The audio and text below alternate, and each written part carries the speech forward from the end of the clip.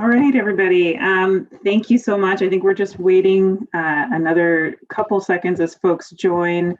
Really appreciate everybody taking time out of their busy days to join us today for part 2 of our wonderful discussion with our state conservancy leaders from across California. Today, we have an incredible program with 4 phenomenal panelists. So thank you, panelists, for joining us. And thank you, audience, for a really exciting conversation. I'll just start off by saying, if you're interested in asking a question, we really want this to be a conversation. Please click on that little button at the bottom of your screen. It says Q&A. You're able to submit any questions or comments. And we're really looking forward to really engaging with all of these wonderful leaders and with all of you. So thank you so much for joining. So before we dive into today's program, I just wanted to make a couple of quick announcements. First, of course, I look a little bit different than Wade Crowfoot. Unfortunately, the secretary was called into service to join the governor at today's press conference. And so you get me, wonderful Undersecretary Angela Barranco, to talk about these incredible issues. But big shout out to Wade for all of his work yesterday with Conservancies, and really excited to be able to have the last minute opportunity to join you here today. And I know he really wished that he could be here, so he sends his very happy regards. Secondly, I want to just sort of talk through a little bit of our Earth week that we're doing. And so I know we have another slide talking a little bit about our events this week. Yesterday, of course, I think many of you joined us. Today, we have this wonderful conversation. Tomorrow, we have a day of action, which is really exciting. We're going to be elevating a bunch of wonderful voices on social media, making sure everybody gets outside, do something in your neighborhood or community to go help the planet for this Earth Week. So we have a ton of ideas on our Earth Day website. So if you want to just click through, go to resources.ca.gov. And you can find out more about all those incredible opportunities for you to get out there and do something. And we're just super psyched to do all these incredible events this week. Tomorrow, we do have a panel at 3 p.m. With some incredible external leaders. It's titled, "It's in Our Nature, How California's Natural Environment Protects People, Combats Climate Change, and Advances Equity." So it's going to be a continuing conversation all week. Really thrilled to have you guys all join us. And so come back again tomorrow at 3 p.m. for that discussion. All right, again, I'll remind everybody, Q&A button is at the bottom. So make sure to just drop in your questions, drop in your comments, drop in your applause. We've got some incredible panelists here today. So building on yesterday's incredible event, we're gonna spend some time talking with some of the up and coming leaders of our state conservancies and really talk about the vision of the future of what conservation can be, what our conservancies can be, what California has, what incredible opportunities we have in our future. And so we're going to talk about some really specific, interesting ideas. So whether it's specific projects, building community resilience, expanding access, our 4 panelists really are on the cutting edge of those conversations. And frankly, the future of our California conservation leadership. So really thrilled to have them all join us here. Again, we're going to do some Q&A at the very end. Click on that little button to let everybody know what you want to say, what you want to hear. And we will do our best to get to those questions. But in the meantime, I do want to introduce our panelists. I'll introduce myself. I'm Undersecretary of Natural Resources Agency, Angela Barranco. We have with us joined, and I will let them all give us a quick update just in terms of their background, the work that they're doing, their conservancy. So I will go through everybody and then turn it over to each of you individually. First up, we have Whitney Brennan. She's our Senior Environmental Scientist from Tahoe Conservancy. Welcome, Whitney. We have Joe Gonzalez, Project Development Analyst for the San Gabriel and Lower Los Angeles River and Mountains Conservancy. Welcome, Joe. We have Mary Beth Vergara, Project Development Manager, San Gabriel and Lower Los Angeles Rivers and Mountains Conservancy. And lastly, we have Rachel Wigginton, Senior Environmental Scientist, Sacramento San Joaquin Delta Conservancy. Just so thrilled to have you, 4 of you. I will first turn it over to Whitney to introduce herself. So take it away, Whitney. Hi, everybody. My name is Whitney Brennan, and I work for the Tahoe Conservancy. I've been a wildlife biologist for the last 20 years, and so I've worked in a lot of different states and a lot of different species. And I've also been lucky enough to work in Costa Rica with monkeys and Africa with the gorillas. And actually did my dissertation on figuring out how baby monkeys learn to identify snakes as predators. And so when I first started with the Conservancy, I mainly was in a wildlife biology role, mainly screening projects, all of our restoration projects to make sure there were no impacts to wildlife. But due to kind of how conservancies work and how we take on a lot of different hats and we work on a lot of different issues, I've been able to work in a variety of areas, one of them being aquatic invasive species. Also, most recently, I've been working on climate change adaptation, both internally in our agency and also externally in the basin. I was able to help collaboratively lead development of a vulnerability assessment for the basin and also a portfolio of actions that agencies are currently taking on to adapt to climate change in the basin. So I enjoy working for the Conservancy because I get to work in a variety of roles, learn about a lot of topics, learn about how they all intersect and how the Conservancy works. So I think it's a great opportunity. Thanks.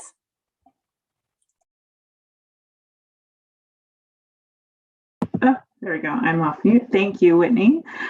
Turning it over to Joe to introduce himself as well. Hi, so I'm Joe Gonzalez. As mentioned, I'm a project development analyst or kind of a project manager with the RMC. I've been with the agency for about 6 years, first with the Joint Powers Authority, Watershed Conservation Authority. So again, a way for getting entry into kind of the conservation world. My background is in architecture and environmental planning. And I've always had this interest in kind of the intersection of social and environmental issues. And I also have a passion for connecting communities through nature and creating this positive change in communities and the environment kind of with communities and getting people excited about conservation. So I'm lucky that I'm able to do that in my position. I'm excited to kind of highlight some of the projects that we have are doing in Southern California. The RMC covers the east side of LA County. And so we are faced with a lot of challenges with urbanization and finding opportunities for green infrastructure and green opportunities. In my role, I wear a lot of different hats. In some ways I support kind of our Forest Service liaison work. And so we help to coordinate recreational improvements in the forest. And so I help with that. Also help to manage our grant programs, especially ones focused along the lower LA River corridor. And so helping to advocate for projects along there. And so happy to be here and answer questions. Thanks. Terrific. Next up, Mary Beth. Hi, good afternoon. Buenas tardes, everyone. My name is Mary Beth Vergara. I'm with the RMC, been with the RMC for a little too long, 12 years. But I do a variety of activities as we all have been sharing. My background actually is in urban policy, public policy, urban studies from Occidental College, and same school where Obama went, we claim him. And also master's from American University, also in public policy. Previously was a geology major, so it's kind of random how it kind of landed here, but related. I help to oversee staff, assist with legislation analysis, oversee our grant programs going way back to Proposition 12 and 40. And as our job descriptions say, other tasks as required. One of the best things I like about my job is that in addition to policy, I get to see the work as it's being completed in the form of parks and open space. I have 3 young daughters, another one on the way, but that's the best thing of the work is that I get to drive around greater LA County, Orange County, and point to projects and say, we had a small role in doing that. So that's just a little bit about who I am and what I do, and I'm happy to be here and happy to answer questions. Thank you. Thank you so much, Mary Beth. All right, Rachel. Hi, good afternoon, everyone. I really appreciate the opportunity to be here today. As Angela said, my name is Rachel Wiginton, and I'm a senior environmental scientist at the Sacramento San Joaquin Delta Conservancy. And I moved to California about a decade ago and really quickly fell in love with these dynamic wetlands around the San Francisco Bay and Sacramento Delta. And the wetland habitats in this estuary that the Delta Conservancy has a large stake in range from tidal marshes, where like the daily ocean tides drive cycles of flooding, to managed wetlands, where flooding is really controlled by humans to meet a specific need, like producing lots of food for waterfowl. And I did my graduate research at UC Davis on managing invasive species and restoring habitats and wetlands of this region.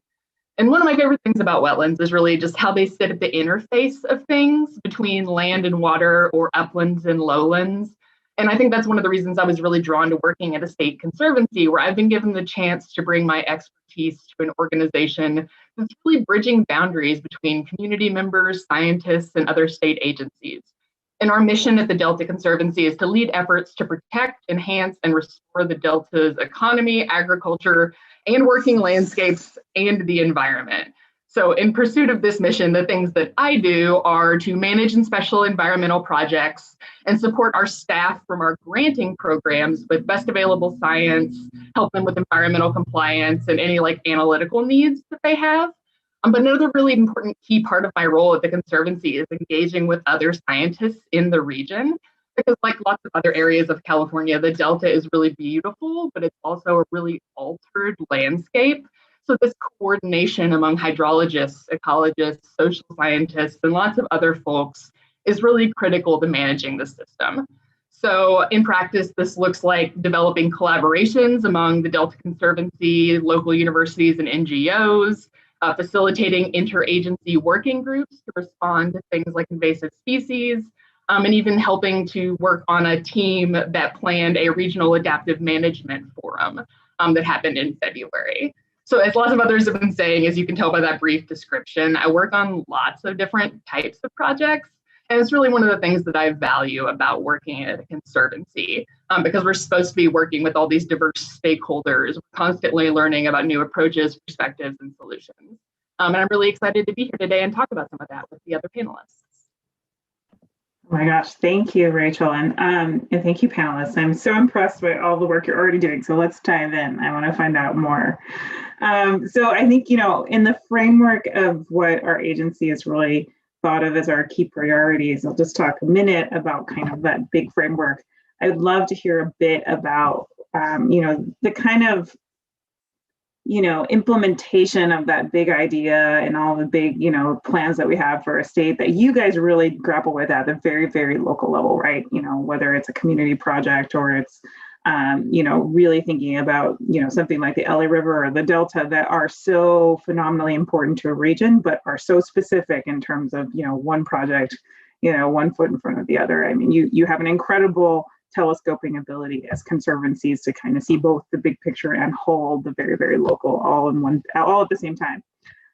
So just briefly for folks, you know, are very familiar with this, we talk about it all the time, but you know, we as a natural resources agency for California have really focused on some key priorities, or I would say not priorities because everything we do is huge and important, but you know, some really places of focus that we've been thinking a lot about. The first is, of course, expanding access. And I know all of you have been really thinking about that. So I'd love to talk to you about some of the efforts that you have on the ground and maybe some of the challenges. The second is building climate resilience. Now, this is something where I think the conservancies actually almost operate as one body, right? Like we think of all the water systems, we think of all of the fire prevention, we think of, you know, the forest and land management. You know, there is no boundary for climate change. And so really interested in maybe thinking about some of the collaborations you're all doing to think about climate and how you're kind of, you know, holding the whole, but also acting local. The third, protecting biodiversity. And I know there's lots of conversations, you know, a plug for our 30 by 30 listening sessions that are happening right now. If you're interested, find out more on our website. But, you know, all of these things are really critical, with California being one of the big biodiversity hotspots in the entire world. I think most people don't realize our wonderful biologists and scientists on this panel do, but in general, folks don't realize that we have some of the most rare and special biodiversity zones in the entire world here in California. And we also have the lion's share of biodiversity, you know, within our nation. So I think there's this pretty exciting story to be told about the work that's happening on the ground to help protect and advance our biodiversity. And then, of course, expanding our nature-based solutions, and that's everything we do in so many different ways. But and tactically thinking that through, how we build community resilience, how we engage on all sorts of levels. But the last thing I will also add to this, which is something we do talk a lot about, is how do we really think about implementing all this, not just as these big ideas and policies or say grant programs, but it's really the people we bring to the table, and how do we create this pipeline both in the community but also within our organization. So just to kind of give folks a little bit of a sense of like the many things that our wonderful panelists are really thinking about on day to day, I will jump in with a question, and then I would love to kind of get your thoughts. So first and foremost, and actually before I forget, remember the little Q&A button at the bottom if you'd like to ask a question. I don't have to be the only one, although I have tons of questions to ask. We'd love to hear from you and get your comments and questions in as well. So my first question, I'm just going to open it up. I love this thing, and anyone who knows me knows that I talk about this all the time. Multi-benefit projects. This is such a fun buzzword that everybody loves to use. But the honest truth is so much of the work that you guys are doing is exactly that, right? So whether it's the LA River, which I see Mary Beth has prominently displayed, or the Delta, or any number of places, even Tahoe, we're not just talking about recreation, we're talking about water use, we're talking about, biodiversity, we're talking about climate impacts. And so much of that, is thinking about the different funding streams that you guys are managing, but also the types of projects you're selecting. So I would love to get a sense of how you guys think about multi-benefit, and what are some of those both opportunities and challenges that you've seen in multi-benefit today.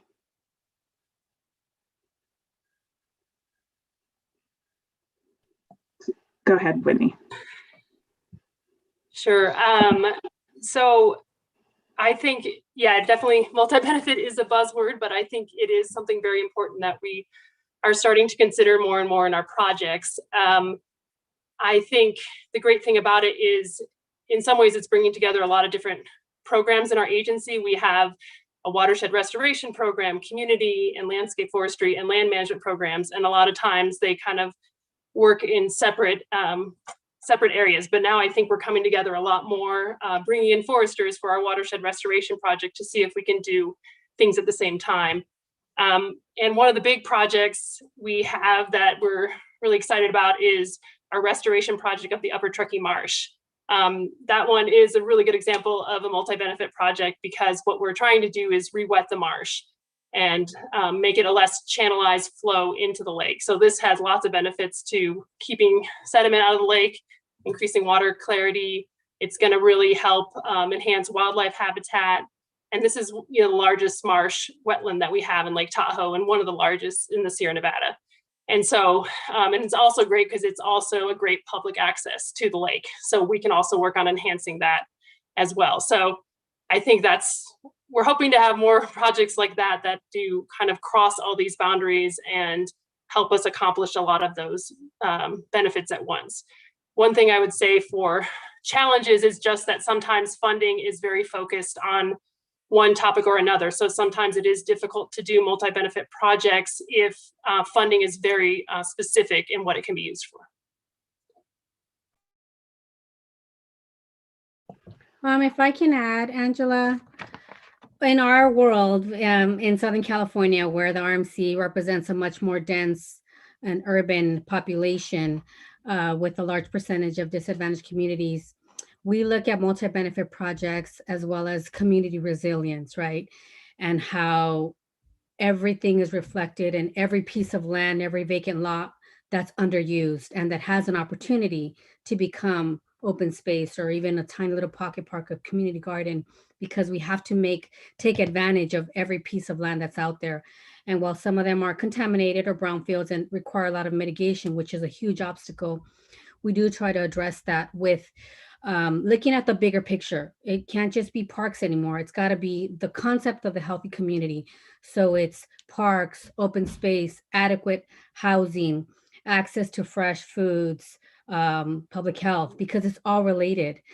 And I also just want to take a minute to acknowledge, the guilty verdict of yesterday, because while that's a criminal issue, it affects our socioeconomic and environmental justice cause, which is related to parks, because as you know, lack of access is related to environmental justice. And so while that was great and we applaud it, we have time to think and reflect. It's just the first step. We know that there's a lot more serious inequities that exist, and it's part of our world. We can't ignore it. So just wanted to take a minute to acknowledge that. And so for the RMC, as it pertains to multi-benefit projects, as I was mentioning, what we've done is created a small grants, very, very small grants program, because in order for projects to get started, it starts off as an idea. But many communities, nonprofits, they need that jump start to compete for larger pots of money.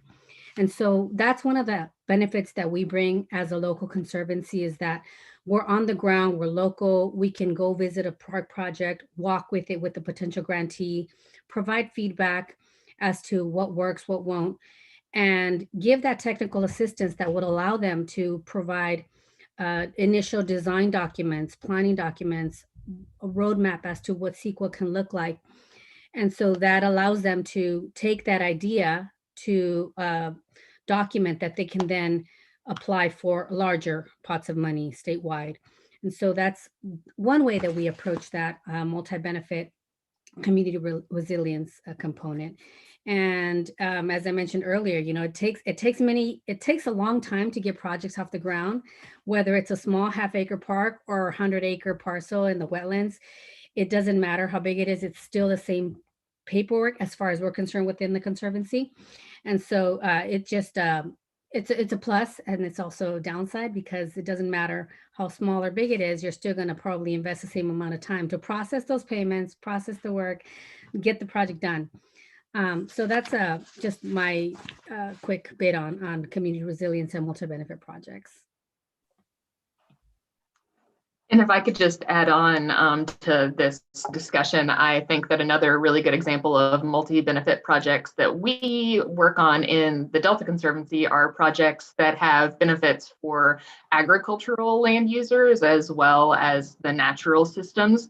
So we, for example, have a project where we're working with a local nonprofit, the California Land Stewardship Institute, to develop a fish-friendly farming enrollment program for the Delta, where farmers would get the chance to participate in like certain land use practices and get to label their fish, fish friendly, or their farm products rather fish friendly. And this is really it improves water quality adjacent to some of these farmlands, and it can also, give resources to these farmers to make improvements that allow them to be, good stewards of the land around them, which lots of them really do want to do, is just having the funding and the ability to make those projects happen. So we do a lot of multi-benefit projects that focus on agriculture, as well as some of these other things that have been mentioned about public access and things like that, which are also really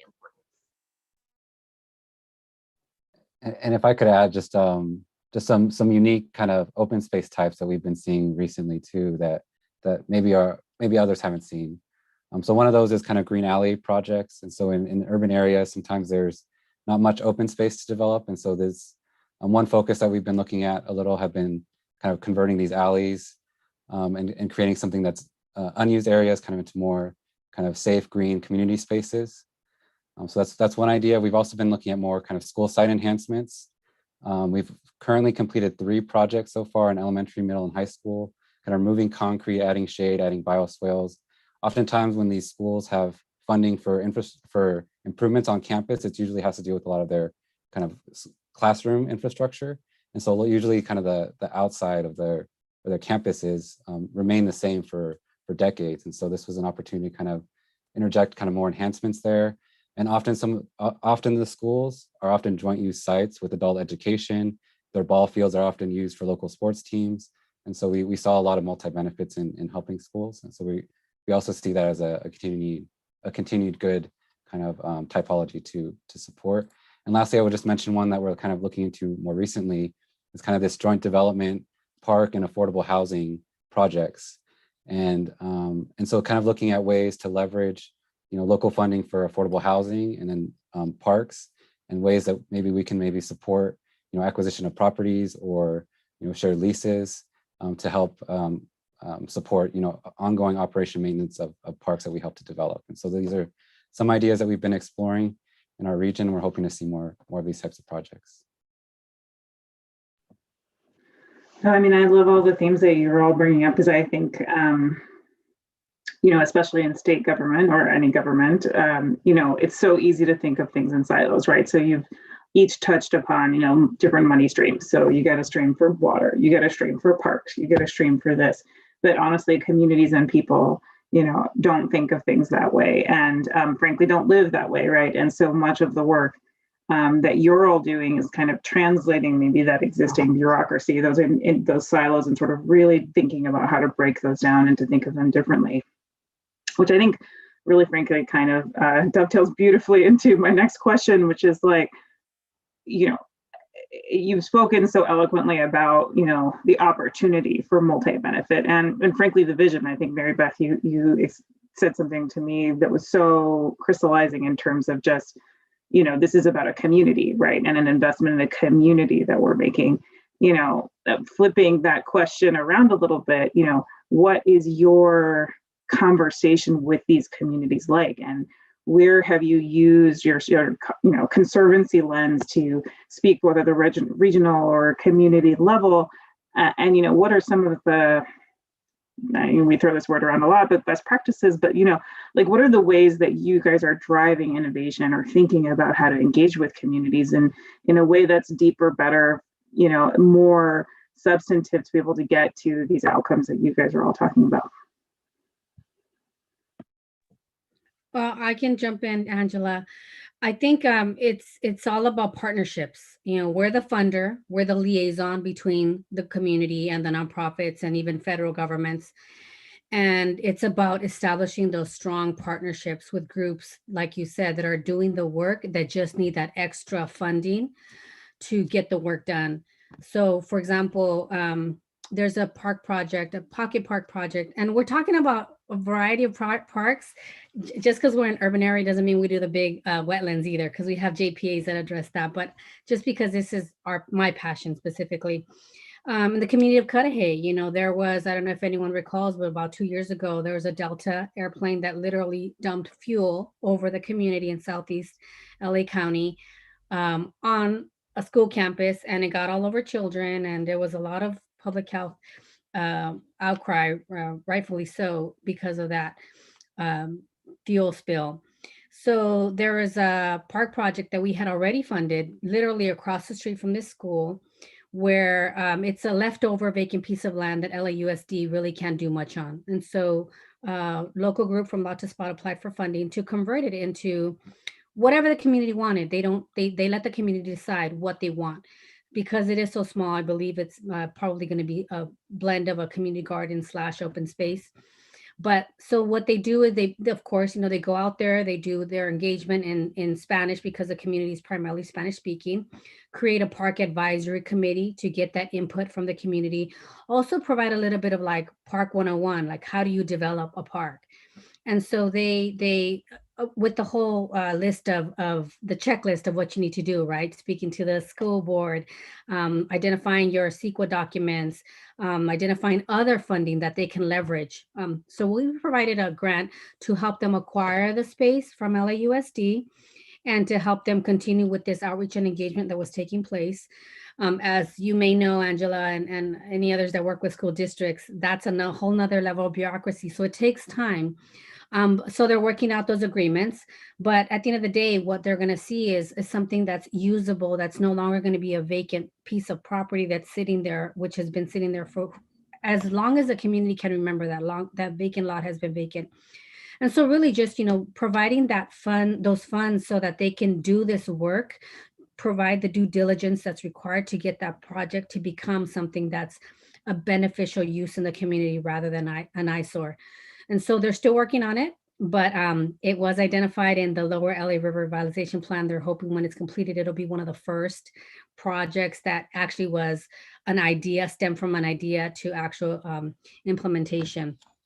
But at the end of the day, you know, it's about those partnerships, working with groups that have been doing this, not coming in and, you know, pretending like you're the savior, you know what to do, but, you know, building that capacity with those groups and allowing them to have those leadership elements within those park advisory committees, which allow the residents to then become much more engaged, much more knowledgeable of this process, and perhaps go out and start their own nonprofits or start their own neighborhood associations that then they can partner with existing community groups that can apply for funds, not just to the RMC, of course, but to, you know, everyone. I mean, down here locally in Southern California, there's a lot of other local funds that we encourage them to leverage, because unfortunately, as you know, our bond funds are limited. There's certain things we can and cannot do.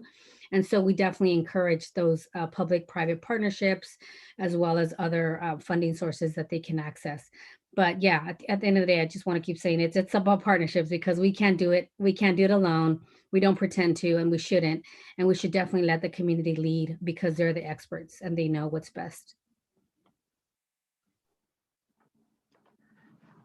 I think Mary Beth's point is such an excellent one, that we really need to be in collaboration with the communities that we're working with, and letting them really help us understand like what they need and want from the services that we can provide to them. And I think another thing that was brought up in yesterday's discussion that is really pertinent here is the fact that as conservancies, we're in a really unique position because we're not regulatory agencies. And I think that that can go a long way to allowing us to create some of these partnerships that, you know, that are unique. I think we're in a unique position as state agencies to be able to create those. And I wanted to just highlight for a moment the Conservancy's Proposition 68 grant program, which that is the California Drought, Water, Parks, Climate, Coastal Protection, and Outdoor Access for All Act of 2018, for the folks who might not just know that off the top of their heads. But what's really exciting about our Proposition 68 program is that our team has set that up to where it's a non-competitive grant program. So that allows folks to come with proposals, much like what Mary Beth was describing. And our Proposition 68 team can help to work with them on those proposal ideas, if they're appropriate for the granting categories that we're putting forward. And really, this allows us to not have to judge the proposals against one another, and really help the community to build up those projects that they want.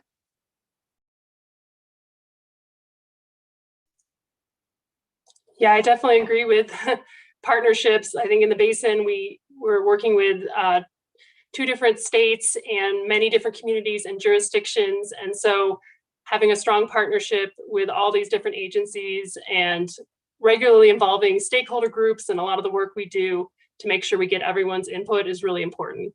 I also want to mention somewhere I think that we have kind of shifted based on some community input is where we're now doing some work with affordable housing.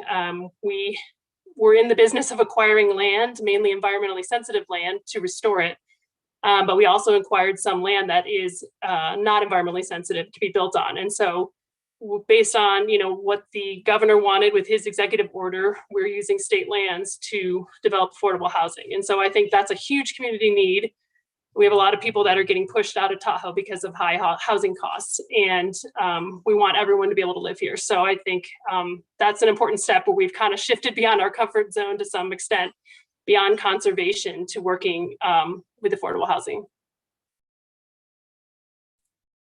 And if I could just highlight another example in Southern California. So RMC is helping to fund a community collaborative that was established around kind of the San Gabriel Mounds National Monument, which was proclaimed in 2014. And so this group was kind of a group of stakeholders, nonprofits, foothill cities that came around to essentially review the update to the Forest Service Management Plan.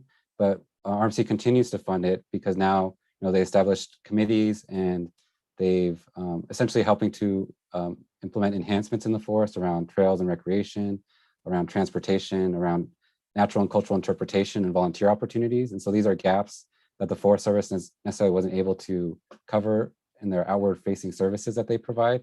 And so we're helping to, supplement, I guess, some of that. And it's especially for like supporting post-fire recovery activities like trail and recreation restoration.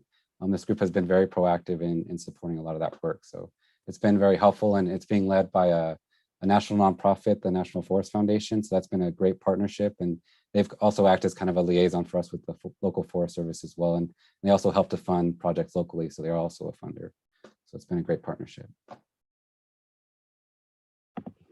No, I think it's great. And I think so much of what I'm hearing from you all is, the partnership both, with other governments, but with just community members. And, I think we talk a lot about this when we talk about equitable access, right? It's not just good enough to have great projects. It's also about the participation in the process to get to those projects, right? And so it sounds like much of the work that you're all doing is really thinking through the process as much as those outcomes. And I think that that's a really incredible strength of the conservancies and the depth of the relationships that you all have with the populations you serve, which I think is an incredible strength. So really excited about that. And speaking a little bit to maybe that little inside outside piece that includes, and I think you've also touched on it a little bit, but how does this relationship with community, or relationship with the state, also translate into some of the work you're all doing around workforce development? So whether it's actually creating jobs because you're making projects that require someone in a hard hat to do incredible work in the community, or whether it's bringing folks into your conservancy orbit, how are you thinking about almost changing the face and changing the dynamics between the conservancy and the communities that you serve through all the different ways that workforce development can really be thought of?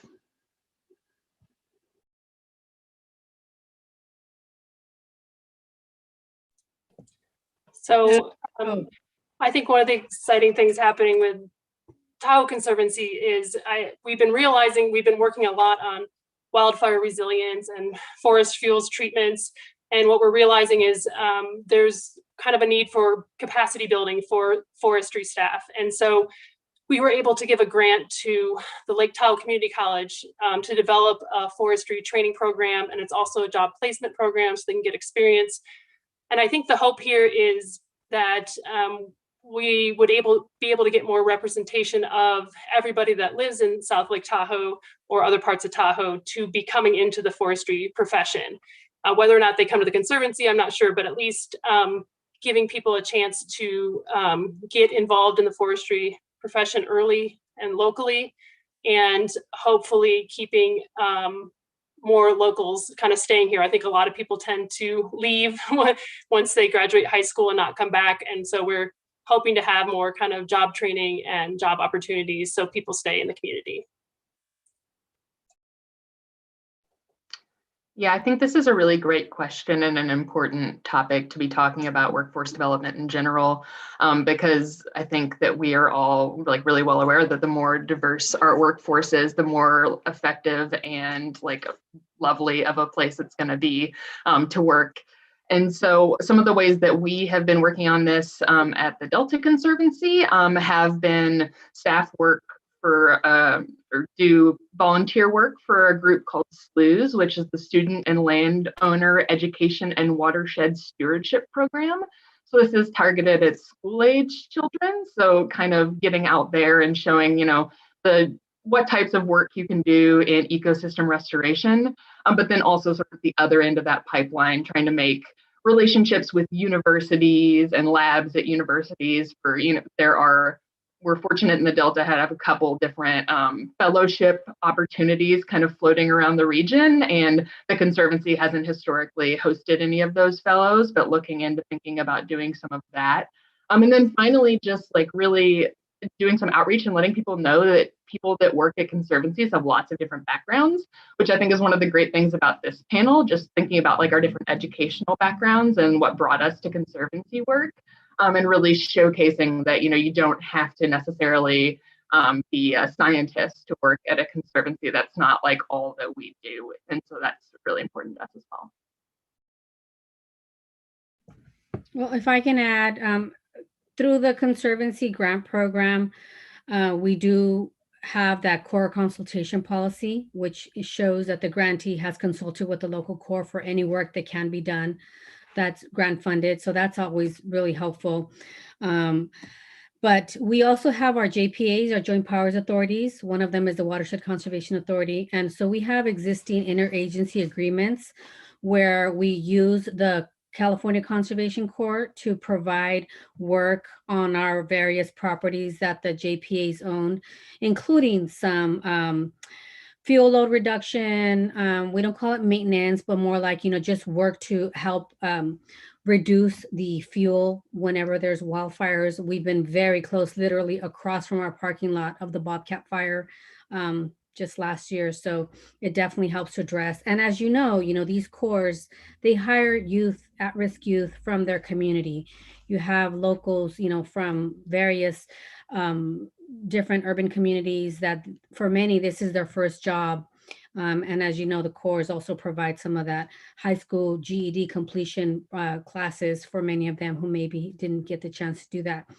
And so one project that I also want to highlight that specifically talks about workforce development is this River Ranger Establishment Program that was a result of legislation, AB 530, I believe. Was it 530? No, sorry, 1558 with Assemblywoman Cristina Garcia, confusing my bonds here, my legislation. But it was the result of that, where it was a desire to look at a program that would address the entire 51 miles of the LA River and provide rangers that would help patrol, but more than that, to provide more of the safety elements. The LA River, and we know it's not quite the same as other rivers, but we call it a river. There's a lot of safety issues, homelessness issues, trash. So people associate, trash with it not being safe, which it definitely is not safe in certain areas.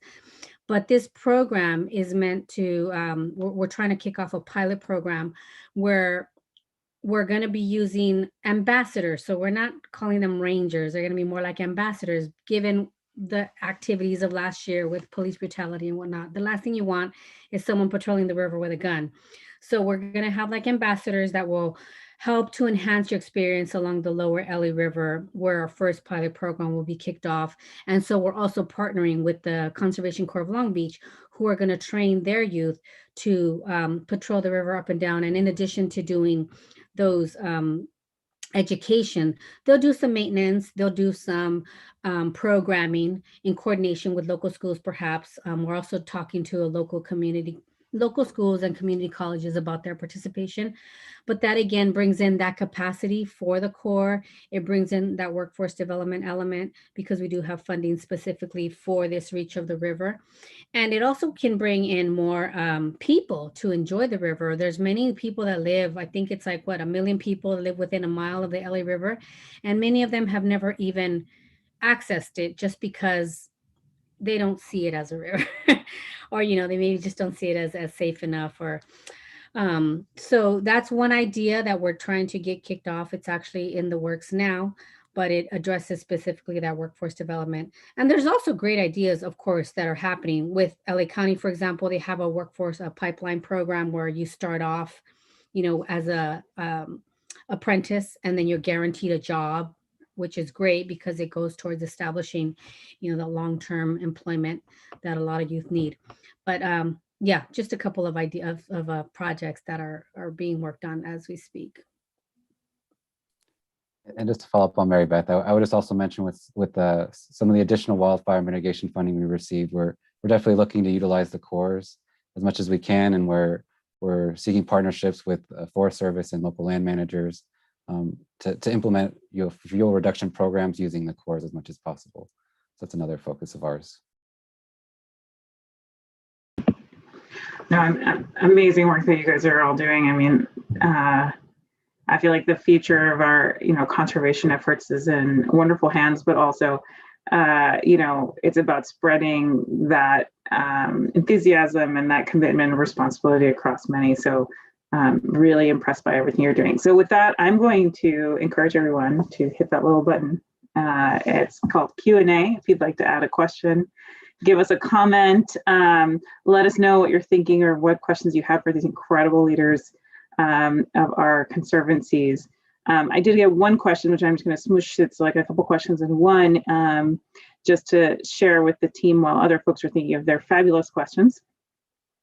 A couple wrote in, about wildfire. And I know a couple of you have sort of mentioned this in passing, but obviously there's been some pretty big wildfire announcements lately by the governor, but also a lot of bond funding and a lot of obviously concerns built off of some very dry years and a lot of vegetation that's just sitting out there. So today's announcement by the governor, where the secretary is today, is all about sort of drought mitigation efforts that are being put into effect to really try to get ahead of some of the biggest issues that we have, but really focusing on wildfire.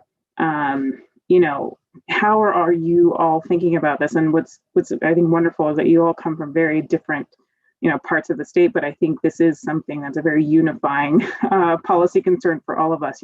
What are we doing collectively to really adapt in a changing climate, but also protect communities from wildfires today? So I'll open that up to panelists, whoever would like to jump in. I'll lead off because I probably have very little to say about it, because it's interesting in that, like, when you think about wetland habitats generally, you don't think about fire, but those systems definitely can burn. And in the Sacramento Delta and Suisun Marsh, which is our jurisdiction, we have, like, as a lot of agricultural land, but also a lot of these managed wetlands.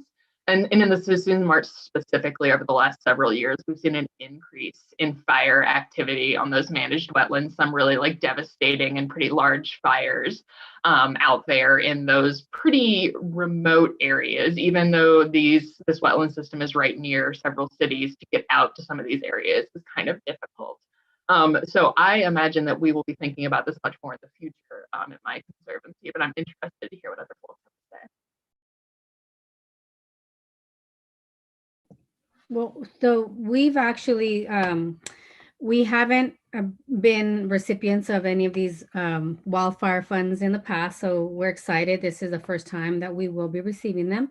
And so we're going to be learning and probably reaching out to see how other conservancies have done it. But we do have a lot of projects that do need that funding. I think we're primarily going to be working within that urban wildland interface and doing some invasive species removal. Specifically, of course, as everyone knows, that's invasive species are a huge issue and they are very much fire prone. And so we want to make sure that we address some of those areas that we identified for those funds, and also just creating those defensible spaces, between the residential areas near the base of the mountain, as well as within those residential areas, and trying to do as much as we can, again, with those partnerships with the crews that are out there working, that may bring their expertise. They may have worked in other regions as being past recipients. So taking advantage of that. So that's, we're just getting started, but we do have many projects that have been identified.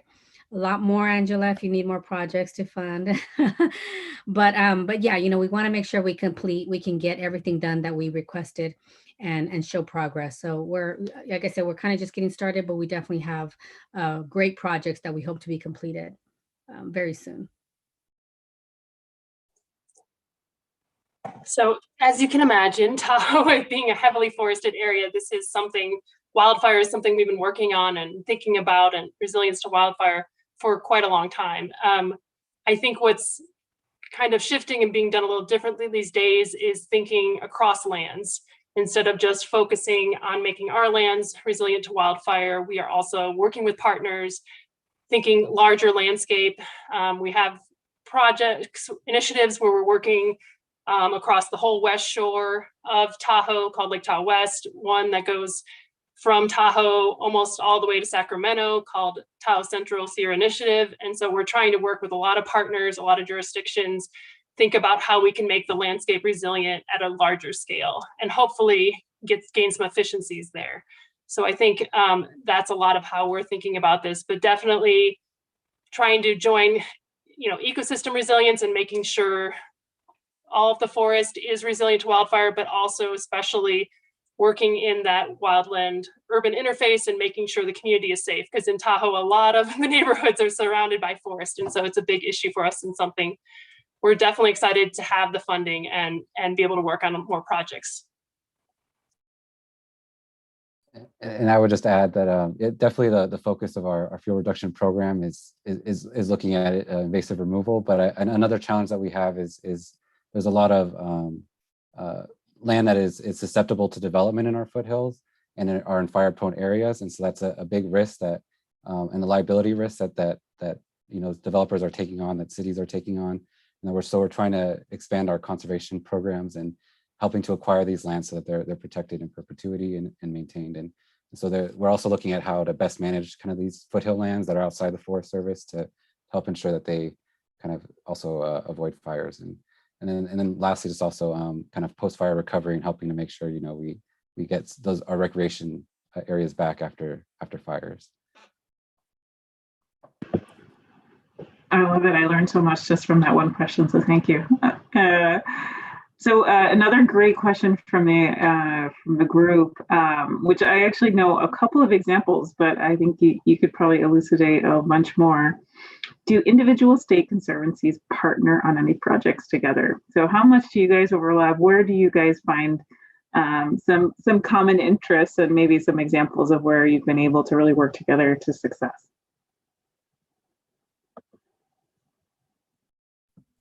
I can go ahead, Joe. Go ahead. I was just going to mention we do work closely often with the Santa Monica Mountains Conservancy. It's our sister conservancy here in LA County, and we actually share jurisdiction along the LA River. And so they cover the upper LA River, we cover the lower. And so we actually do have a joint pot of funding through Prop 1 to support projects along the whole river. And so we have actually funded 2 projects through that program, a supplemental study for a flow study for the LA River. So it's looking at the impacts of a potential reduction in kind of the flow regime for the LA River and what kind of habitat impacts that could have. And so we're hoping to look at that and make sure that we protect some habitat benefits in our area. And the other one was about we're looking at kind of fish passage studies in the LA River as well. So looking for more restoration opportunities. And so that's been a great partnership, and we're hoping to do more projects together.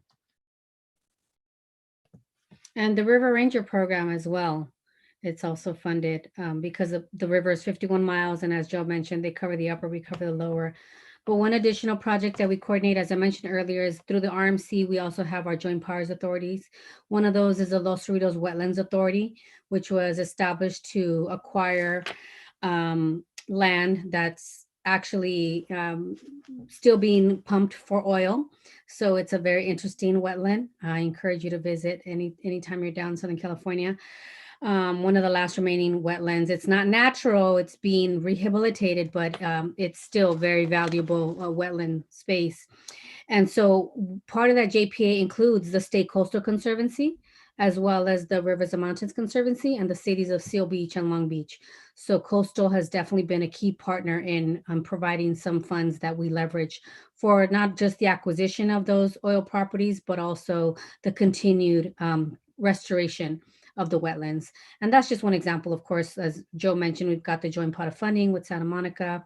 We also coordinate on other acquisitions with Wildlife Conservation Board and Coastal primarily because they cover certain areas down here. But yeah, we definitely partner as much as we can to leverage the funds as much as possible. And for us, I think a big partnership is between us and the Sierra Nevada Conservancy. As I mentioned before, that Tahoe Central Sierra Initiative, where we're trying to work on planning and restoration of a large area of land. We've been partnering with them because it covers both of our jurisdictions. It covers the land in Tahoe Conservancies and also the Sierra Nevada Conservancy's jurisdiction. So I think that's been a really good partnership. But also I think beyond partnerships, I think there's a lot of just good information that's passing around between conservancies. The executives attend all conservancies meetings, and we always get information trickled down about the cool things other conservancies are doing and have separate calls to kind of learn what they're doing and see how we can bring in things. So I think there's just also great partnership as far as information sharing as well. I'll just add to that at the Delta Conservancy, one of our main sister conservancy partners is also the State Coastal Conservancy, which makes sense. Their jurisdiction goes all along the coast, but also into the San Francisco Bay. And then when you go through the Carquinez Strait, you enter the Sassoon Marsh and then out into the Sacramento San Joaquin Delta. So our systems are literally hydrologically connected. So we like to definitely stay in communication with them specifically. No, I think it's great. And I'll say from my perspective, I think the Conservancies 10 strong always also do some great information sharing. They advocate together. They often act as like a wonderful sort of statewide body for many of the issues that you're hearing folks talk about today. So really appreciate all of the partnership and collaboration. So we're just down to a couple minutes left, and we do have more questions. I apologize, we won't be able to get to all of them. But I do want to leave us with one last question for the team. First and foremost, I think it's always an awesome opportunity to give a shout out to either someone who's on your conservancy or in one of the other conservancies or just doing incredible work with you, so that we can, share the love and make sure people hear about the incredible work. So first, I'll just have you guys go around and share that. And then second, as part of your last thoughts, you are the future of our conservancies. Where are we going? What's the thing that's most exciting to you, long term, either as part of your conservancy, as part of the conservancies in general, our state work, but really environmental conservation California, and just, put on your futurist hat. Where are we going? And where are you taking us? So I will go in reverse order and start with Rachel to close this out with those thoughts. Awesome. Yeah, thanks so much. This has been an excellent conversation. So I'll start with my shout out. And we're a small staff at the Delta Conservancy and 15 or less staff when we're fully staffed. And so it's hard to call out one person, but I would like to call out Erin, who is our Prop 1 lead, and we are about to put out our final cycle for our Proposition 1 grant funding. And Erin's been integral to making that happen and running the Prop 1 program and being a part of it for many years now. So really providing a lot of institutional memory. So definitely want to shout him out. And then the question about where we're going, I think, is a super interesting one. Like, thinking about the future right now is hard. So I'm trying to survive the pandemic. But I do feel like over the, it's always been true, but we have been really forced as a country to reckon with the essential connection between environmental justice and conservation. And I think that where we're headed in the future is a real understanding of how those two things are intimately connected and working together to move toward both environmental and social justice goals, because they are connected in the work that we do. Thank you, Rachel. Mary Beth. I think, from the bigger picture, Angela, I'd like to, give a shout out to Wade and to yourself for hosting these conversations, because I think in the past, the Conservancies have sort of been like the, forgotten stepchild, or at least that's how we felt sometimes, because, there's just not that much these kinds of conversations taking place. There's, like you said, there's so much work being done, but oftentimes we don't even know what each of us are working on. So I definitely give you guys a shout out.